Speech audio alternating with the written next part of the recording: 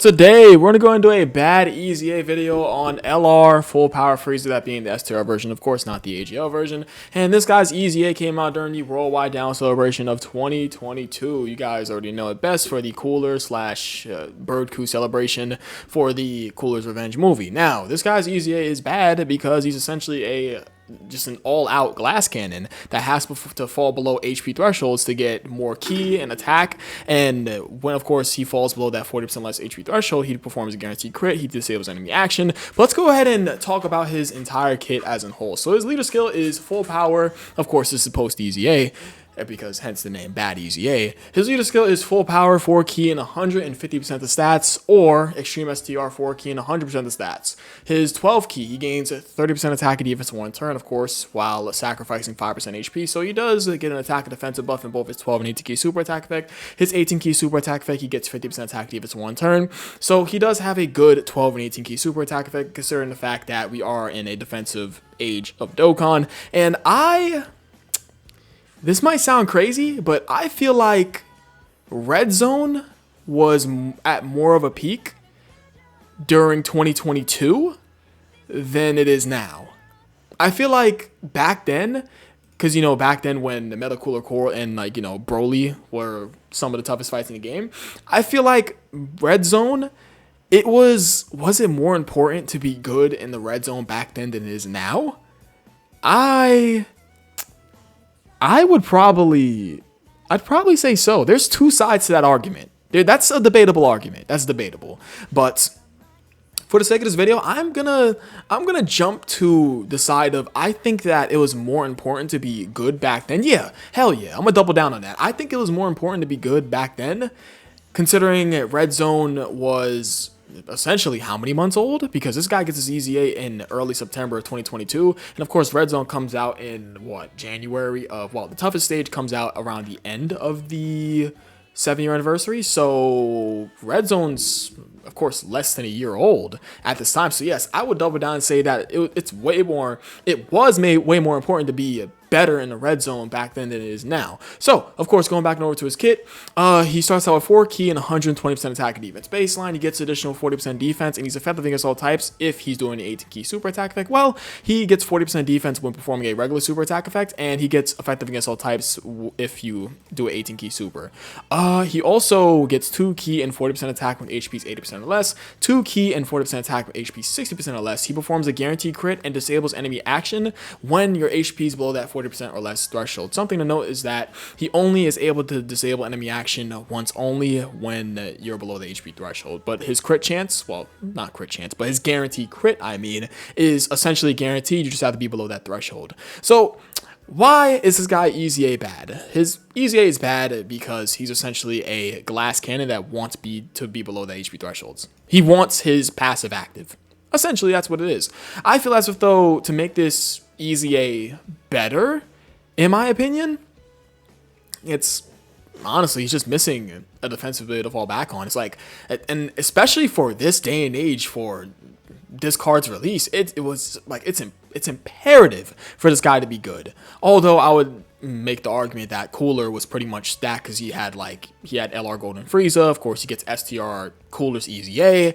What else? What else does he have? Of course, he has the AGL EZA Golden Frieza. I mean, you could technically run him in front of Cooler. Cooler arguably had a bunch of he had a bunch of slot 1s to run with him, and this guy wants to be in either slot 2 or slot 3, but like, this guy's use case is either to be in slot 2, but Cooler has slot 2 unlocked. You want Cooler in the second slot on each rotation, or you could put this guy into the third slot, but I mean, there's technically, right, but weren't there better options? I mean, you could technically run this guy on the leader skill to buff up your HP more.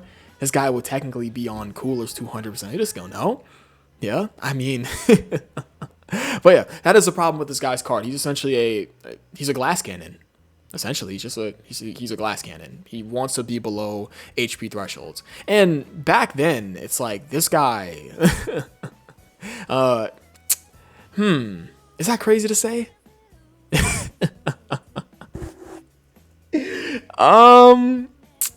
No, that's not fair to his card. I'm not even gonna say it. But yeah, he's essentially just a glass cannon that wants to be below the HP thresholds to get his passive off. Because at the start of the fight, this is pretty much all he's gonna have is 4 key, 120% attack and defense, 40% defense, and effective against all types. Pretty much. Pretty much, that's really it. I do like the fact that he's getting a defensive buff on super from his passive to his super attack effect. That is good, but the thing is that this guy's pretty much all offense. And if you take a look at what he had in his pre-EZA, he was pretty much doomed from the start, if I'm being completely honest. Dokkan could have easily gave him, like, I don't know, they could have gave him a 50% chance to dodge, but restricted to, like, having a extreme class ally attacking the same turn on the team, because Dokkan is a little bit weird with how they do units. Well, back then, specifically for EZAs, no. Like, because they put a restriction on his effective against all types for his 18 key super. It's like, who cares about that? Let him have dodge if he's doing it. Let him have, I don't know, like 30% damage reduction. It wouldn't hurt. It wouldn't hurt at all. Like, I mean, would it make him better? Certainly yes, because we don't care about effective against all types. This guy's pretty much, I think of this guy as a secondary damage dealer. And I say that because he's a character, like, you're, for whatever reason, a unit that you don't want to get caught by a super attack, gets caught by a super attack, but they don't die. And this guy comes back, well, he comes on rotation, and for whatever reason, a tough boss that you're going up against they'll not be like, they won't be attacking inside the first slot. Their attacks will be spread out. I couldn't really describe it that well, but their attacks will be spread out. This guy comes on rotation. You could put him in the first slot. He'll have essentially all of this active, and he hits like a bomb and kills off the enemy because he's doing a guaranteed crit. He has up to, what, 4 key, 40% attack, a guaranteed crit and disable enemy action. That is certainly good for completely obliterating the boss. This guy's pretty much a secondary or like a closing unit. That's what I see him as. He's like a closing unit. Yeah. Because he can get you out of a bad scenario, provided the enemy is not attacking too much in the first slot, and you're able to just slap this guy in the first slot and just nuke the enemy just out of existence, right? Well, not technically nuke them, but this will definitely hit like a nuclear bomb, considering the fact that his attack is quite high when he gets this off, right? What's his attack? Damn near at 22k. He's at 14k defense, dude. Damn. Okay, Frieza, my bad. But I don't think there's much more to say about this guy. I pretty much see him as a secondary damage dealing option, as well as a clutch finish off the boss type of character. But I think that is really about it. You know what's funny? I can use a couple of terms for like how I talk about some of these bad EZAs. Like, I just completely just like speak it into existence. Because I would definitely consider this guy a secondary damage dealer, because he could sit in the third slot and just let him do his damage, pretty much, right? And he could be a clutch unit because he can disable enemy action, he can do a guaranteed crit, and then just like absolutely nuke the enemy with his attack stat. But I think that is really about it. I appreciate you guys for watching. You guys are the best. I'll catch you guys next video, and I love you all.